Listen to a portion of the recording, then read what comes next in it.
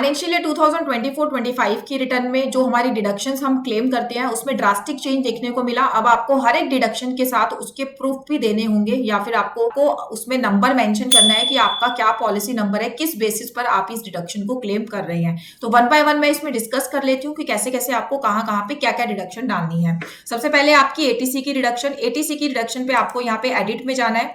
Edit में जाने के बाद आपको यहाँ पे ऑप्शन मिलेगा ऐड का। यहाँ से आप एक एक करके अपनी डिडक्शन को क्लेम कर सकते हैं। एटीसी में मल्टीपल तरीके की आप डिडक्शन को क्लेम कर सकते हैं। आप बच्चों की ट्यूशन फीस, पीपीएफ, एलआईसी, अपना इक्विटी म्यूचुअल फंड, तो ये सब आप क्लेम कर सकते हैं। तो जो जो इन्वेस्टमेंट आप क्लेम करना चाहते हैं अब यहाँ पे उसका डाल दीजिए अमाउंट, और यहाँ पे वो पॉलिसी नंबर या फिर जो है डॉक्यूमेंट आइडेंटिफिकेशन नंबर, यानी कि अगर आपका पीपीएफ है तो पीपीएफ का अकाउंट नंबर आ जाएगा, अगर कोई लोन का रीपेमेंट है तो लोन अमाउंट नंबर आ जाएगा, एलआईसी है तो एलआईसी का नंबर आ जाएगा। इसी तरीके से जिस भी चीज में आपकी इन्वेस्टमेंट चल रही है उसका आपको आइडेंटिफिकेशन एक नंबर डालना है कि हाँ ये चीज हमारी एक्चुअली है, और ये आपका कंपल्सरी फील्ड है, स्टार इसके ऊपर दिया हुआ है, इसके बिना आपकी जो रिटर्न है वो वैलिडेट नहीं होगी।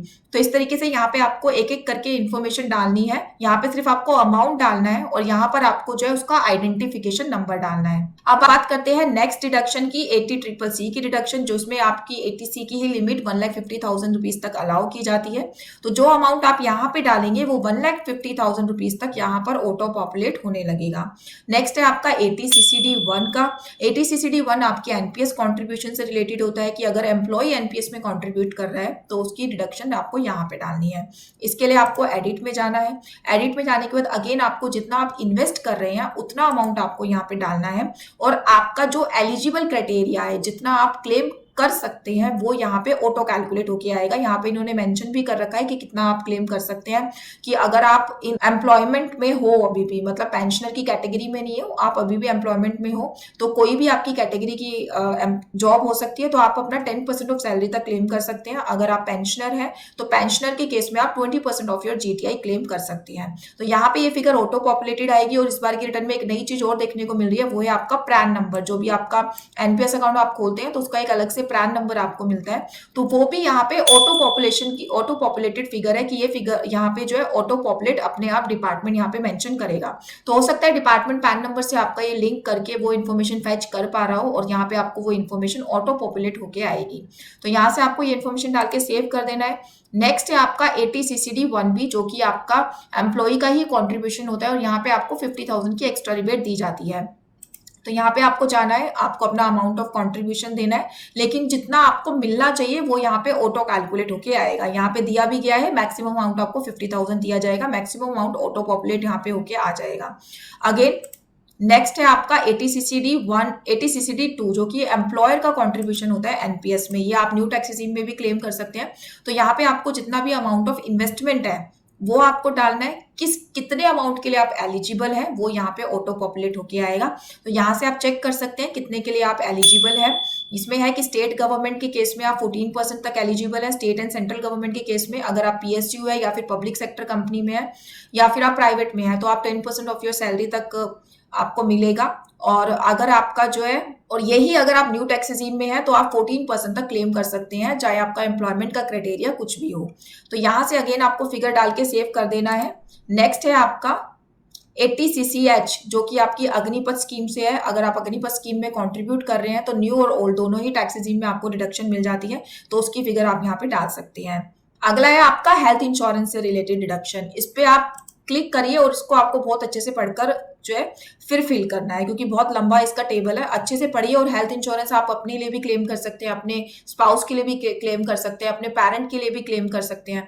तो इसको आपको ईच एंड एवरी फील्ड को अच्छे से पढ़ना है। यहाँ पे सबसे पहले है कि वेदर यू और any of your family member is a senior citizen. सबसे पहले आपको बताना है कि आप या फिर आपके family member excluding your parent, ये वाली टैब है आपके खुद के क्लेम के लिए, और ये वाली टैब है कि अगर आप जो है पेरेंट्स के लिए क्लेम कर रहे हैं तो इसमें अगर आप खुद के लिए क्लेम कर रहे हैं तो आपको यहाँ पे सिलेक्ट करना है कि सीनियर सिटीजन हो या नहीं हो, या फिर आ सकता है कि आप खुद के लिए क्लेम ही नहीं करना चाहते तो not claiming for self and family आ जाएगा। तो यहाँ पे आप नो कर देती हूँ मैं कि मैं सीनियर सिटीजन के लिए क्लेम नहीं कर रही हूँ।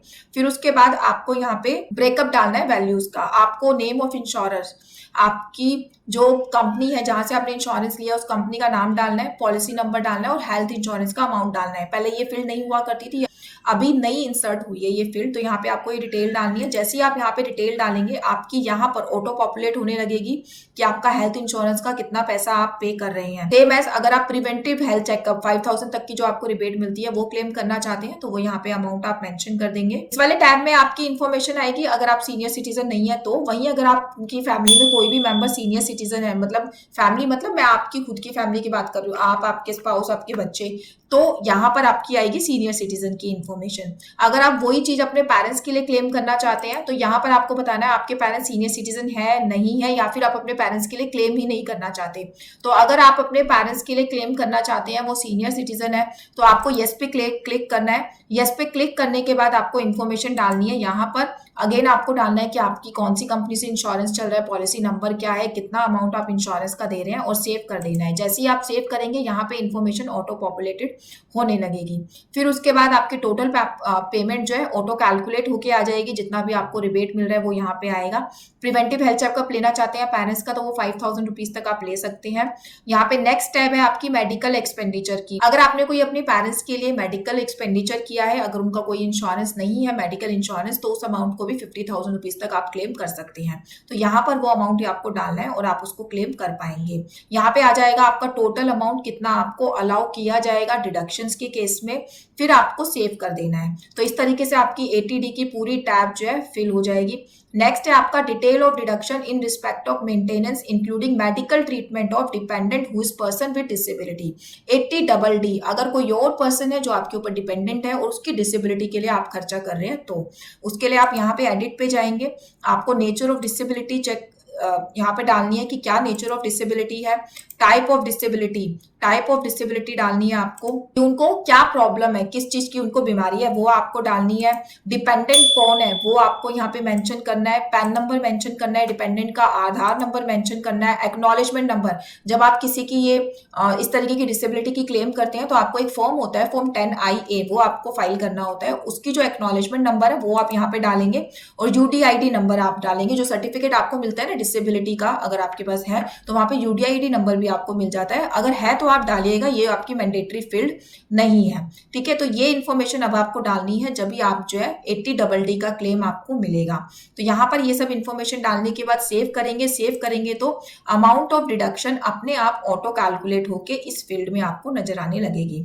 अगला है आपका 80DD medical treatment of specified disease, कि अगर आपको कोई स्पेसिफाइड डिसीज हुई है, आप उसके ट्रीटमेंट में एक्सपेंडिचर कर रहे हैं तो आपको वो अमाउंट यहाँ डालना है। इसमें भी अब आपको डिटेल इन्फॉर्मेशन देनी होगी। टाइप ऑफ यूजर, आप सेल्फ है या फिर डिपेंडेंट है। सेल्फ और डिपेंडेंट सीनियर सिटीजन, जो आपका डिपेंडेंट है वो सीनियर सिटीजन की कैटेगरी में या खुद सीनियर सिटीजन है, या फिर सेल्फ और डिपेंडेंट सीनियर सिटीजन की कैटेगरी में नहीं है, उसको आप सिलेक्ट करिए। नेचर ऑफ स्पेसिफाइड डिसीज, यहाँ से आप मेंशन करिए क्या डिसीज आपको है या फिर आपके ऊपर डिपेंडेंट जो है उनको है। फिर उसके बाद अमाउंट ऑफ एक्सपेंडिचर डालिए। यहाँ पे एलिजिबल क्राइटेरिया आपको यहाँ पे ऑटोमेटिक कैलकुलेट होके आएगा। ये इन्फॉर्मेशन आपको डाल देनी है। फिर है कि अगर आप इंटरेस्ट आप पे कर रहे हैं एजुकेशन लोन का, तो एजुकेशन लोन के केस में अब आपको सारी इंफॉर्मेशन देनी है कि किससे लोन लिया है, नाम क्या है इंस्टीट्यूशन का, कितने का लोन लिया था, कब लिया था, कितना आपका आउटस्टैंडिंग है और कितना आप इंटरेस्ट पे इसके ऊपर कर चुके हैं।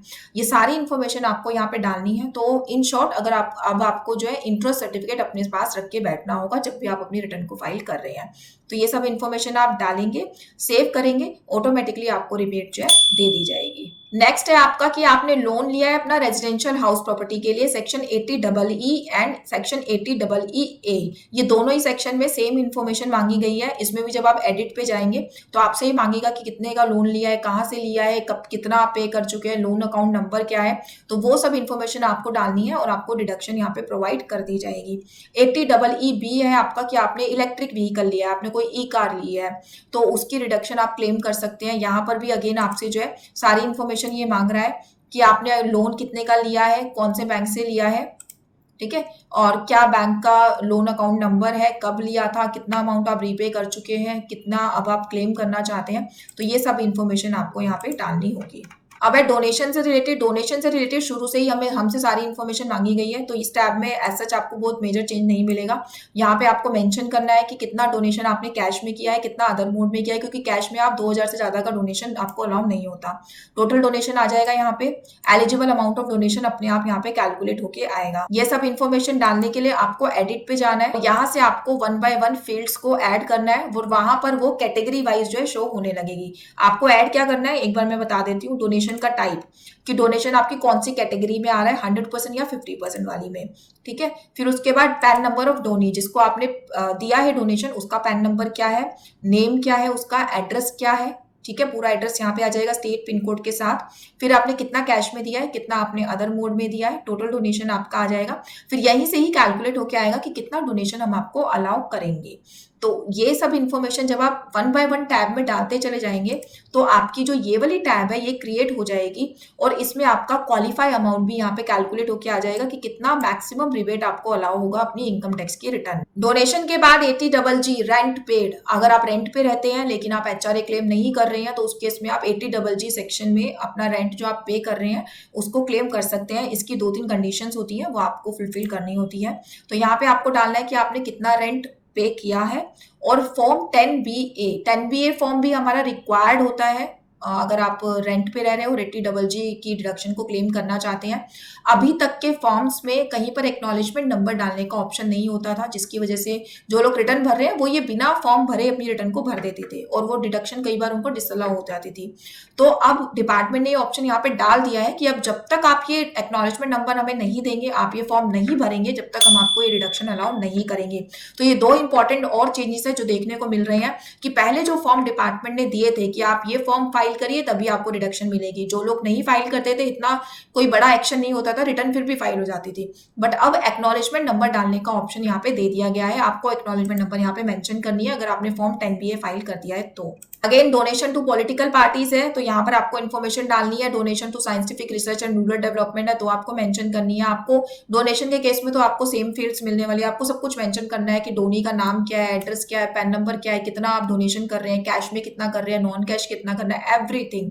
इंटरेस्ट ऑन सेविंग अकाउंट, ये बहुत ईजी सा फील्ड है आपका, जो आपने इंटरेस्ट यहाँ पे पे किया है आप उतना मेंशन करेंगे, अपने आप आपका ऑटो कैलकुलेट होके आ जाएगा। जैसे इन केस ऑफ इंडिविजुअल जो सीनियर सिटीजन नहीं है 10,000 तक अलाउ होता है, अगर आप सीनियर सिटीजन है तो 50,000 तक आपको ये रिबेट मिल जाता है। नेक्स्ट है आपका detail of deduction in case of person with disability. ऊपर हमने 10BB सेक्शन देखा था जिसमें अगर आपके ऊपर जो डिपेंडेंट है वो डिसेबल है, अब है कि आप खुद डिसेबल है तो उसकी डिडक्शन आपको ATU सेक्शन में मिलती है। यहाँ पर भी आपको फॉर्म 10IA की जो एक्नॉलेजमेंट नंबर है वो आपको डालना है। नेचर ऑफ डिसेबिलिटी आपको डालना है कि आप सेवरल डिसेबिलिटी की कैटेगरी में आते हैं या फिर डिसेबिलिटी की कैटेगरी में आते हैं। समटाइम्स ये फील्ड्स भरते समय टैक्स पेयर को दिक्कत होती है, तो उसके लिए आप क्या करिएगा, आपके पास ना डिसेबिलिटी का सर्टिफिकेट होगा जो आपके डॉक्टर से आपको मिला होगा, वहां पे ये 2-3 फील्ड्स ना मेंशन होती है कि आप सेवर डिसेबिलिटी में आते हैं या फिर जो है नॉर्मल डिसेबिलिटी में आते हैं। फिर उसके बाद आपकी टाइप ऑफ डिसीज क्या है, ये सब उसमें मेंशन होती है। जब आप फॉर्म 10IA भरेंगे तो उसके लिए भी आपको ये फील्ड्स चाहिए होती है, तो अपना वो सर्टिफिकेट रख के बैठिएगा तभी आप इन काम को कर पाएंगे। तो ये सब फिल करने के बाद आपकी ऑटोमेटिकली इंफॉर्मेशन यहाँ पे दिखने लगेगी। एनी अदर डिडक्शन यहाँ पे आप क्लेम कर सकते हैं। अब जितना भी आपने यहाँ पे फिल किया है वो सारी डिडक्शन यहाँ पर टोटल होके आ जाएगी कि आपने मांगा तो हमसे कितना और कितना के लिए आप एलिजिबल हो। यहाँ पे ऑटो कैलकुलेट होके आएगा और जितने अमाउंट के लिए आप एलिजिबल है उतनी डिडक्शन आपको दे दी जाएगी।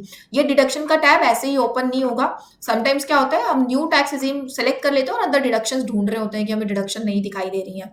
तो अगर आप ओल्ड में जाएंगे तो डिडक्शन क्लेम कर सकते हैं। न्यू वाले सिर्फ यहाँ पे इस टाइप में उनको 4 तरीके की रिडक्शन देखने को मिलेगी। एक अग्निपथ स्कीम की 80CC2 की जो एम्प्लॉयर कंट्रीब्यूशन होता है, एक ये एनी अदर डिडक्शन और टोटल डिडक्शन का कॉलम, ये 4 कॉलम न्यू टैक्स रिजीम वालों को देखने को मिलेंगे। यदि आपकी सारी डिडक्शंस जो न्यू फॉर्म में चेंज होके आई है, डिडक्शंस में बहुत ड्रास्टिक चेंज लाया गया है। इस फॉर्म को जब भी आप फिल करें अपने पास ये सारी इंफॉर्मेशन रख के बैठिएगा। आपके लोन का सर्टिफिकेट आपके पास होना चाहिए, आपने जो इन्वेस्टमेंट्स करी हुई है उनके सर्टिफिकेट होने चाहिए, सो दैट आप ईच एंड एवरी फील्ड को अच्छे से फिल कर पाए और आपकी डिडक्शंस इजीली आपको अलाउ कर दी जाए। नहीं तो फ्यूचर में जब भी ये रिटर्न आपकी प्रोसेस होगी तो या तो डिडक्शन अलाउ नहीं की जाएगी या फिर आपसे इन्फॉर्मेशंस मांगी जाएंगी ओवर मेल कि ये डिडक्शन आपने किस बेस पर क्लेम की है। तो इसी तरीके की इंटरेस्टिंग वीडियो के लिए टैक्स बूथ को लाइक एंड सब्सक्राइब करना ना भूलिएगा। Thank you so much.